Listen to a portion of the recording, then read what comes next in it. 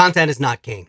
Not anymore. Used to be king. In fact, the phrase content is king comes from a famous essay that was written in 1996 by Bill Gates, and we've all come to accept it as truth. And look, for a while, content had a good reign. But we're going to talk in this presentation why, especially because of AI, content isn't king anymore, and what you, as a content creator and a podcaster, can do about it. I'm Seth Resler. I'm the founder of Community Marketing Revolution, and I help arts and entertainment brands, including podcasters, launch, grow, and monetize their own communities. And let me tell you a little bit about myself. I am a cord cutter. We do not subscribe to cable channels in my house. Instead, we've got all these different streaming services, and you probably do too at home. And let me tell you about the nightly ritual that happens in my household.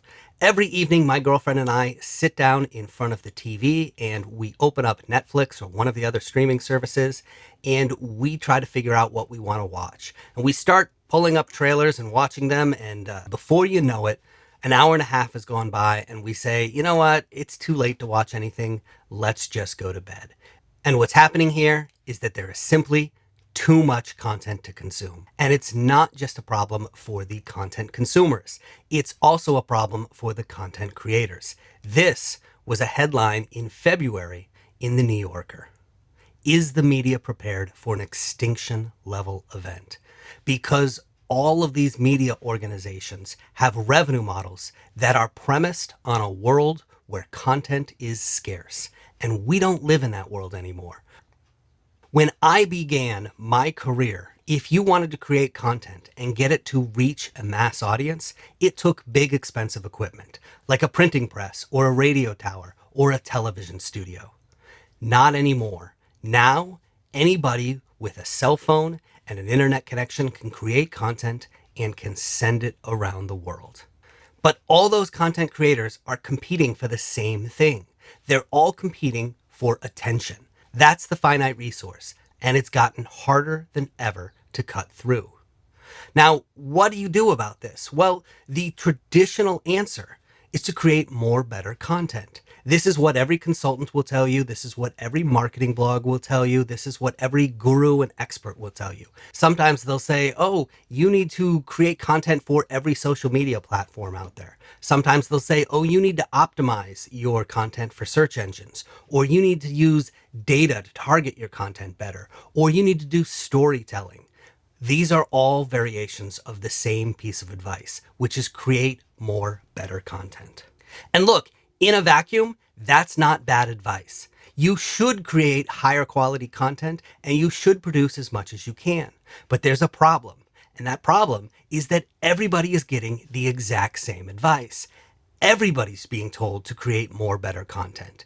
And what happens when we all create more better content? We wind up in a content arms race where everybody is just pumping out more and more and more. Everybody winds up getting less attention as a result. And that's before we even start to talk about AI. That is going to flood the internet with tons of content. This whole idea that content is king is premised on scarcity. But when everybody has a crown and everybody has an army and everybody has a throne, then nobody's king. You've seen Game of Thrones. You know what this leads to. It's just a lot of bloodshed on the battlefield. So that raises a question. What comes after content? I'm going to let you in on 3 secrets that I'm going to share with you that will show you how you can continue to thrive even in a world where everybody, including artificial intelligence, can create content. Let's start with secret number 1. The riches are in building spaces for the niches. Over 10 years ago, I launched a podcast called Taste Trekkers. It was a podcast for foodies who love travel and travelers who love food. And the podcast did pretty well. But it wasn't enough that I was generating the kind of revenue that I wanted. So what did we do? I launched a website where we produced even more content. And sure enough, we started to see traffic from Google. But it still wasn't producing the type of revenue that I wanted to see. And so I went to Kickstarter, I raised $15,000, and I hosted the nation's first food tourism conference in Providence, Rhode Island. My goal was to sell tickets to the general public for about $30 a pop. And I figured that there were lots of people in Rhode Island who like to eat, so this shouldn't be a problem. And yet, I struggled to sell tickets, with one exception. And that exception was the food tourism professionals that I had interviewed on my podcast as a guest. They spent a lot of money to be at this event, and I was shocked. So the next year, I did something different. I added a second day to the food tourism conference, an industry day. And keep in mind, there are a lot more people who eat food in Rhode Island than there are food tourism professionals all over the world.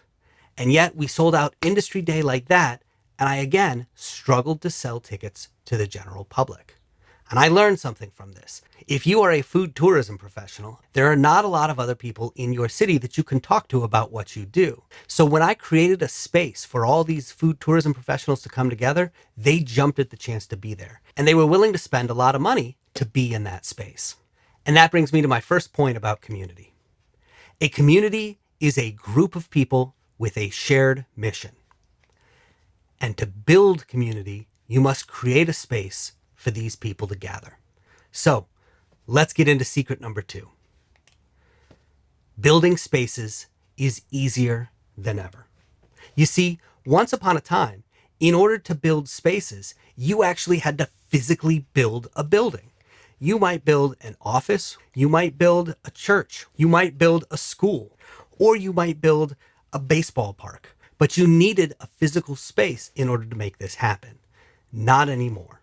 And this brings me to the difference between what we've all been using the internet for the last 30 years, which is creating content, and what we now have the ability to use it for today. And that is to build spaces. But let's take a look at the difference between an audience and a community, because they're not the same thing. We all know how to build an audience. In order to do that, you create content, and that content attracts the audience. In order to build community, you create a space, and the community members gather in that space. What's the difference between an audience and a community? Audience members don't talk to each other. Community members do talk to each other. In fact, that interaction is the key defining characteristic of community. If you look at the internet over the last 30 years, again, you used to need a printing press or a radio tower or a television studio. Now we have tools like WordPress and YouTube and Instagram and TikTok where we can create content and publish it out to the world. But there's a new set of tools out there. And this new set of tools I call space building tools.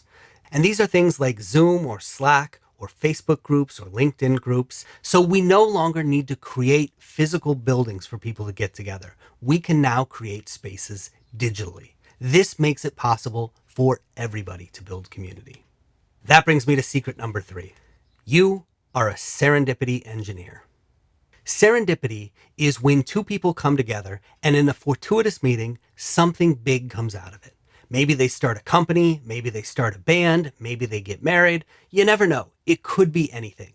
Now, you cannot make serendipity happen, but you can create conditions under which serendipity is more likely to happen.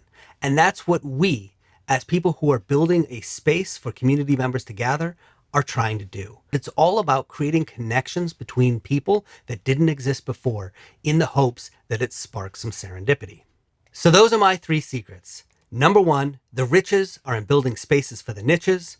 Number 2, building spaces is easier than ever thanks to new technology. And number 3, you are a serendipity engineer. You can create a space where new connections can flourish and something magical might come out of it. Now, in this short talk, I don't have time to talk about how you monetize a community, but I do have a guide called 50 Ways to Monetize a Community that you can download for free. You can do that either by going to my website, communitymarketingrevolution.com, or you can scan this QR code and it'll take you right to this free resource. Again, I'm Seth Resler from Community Marketing Revolution, and here's what I want you thinking about as both a podcaster and as a content creator.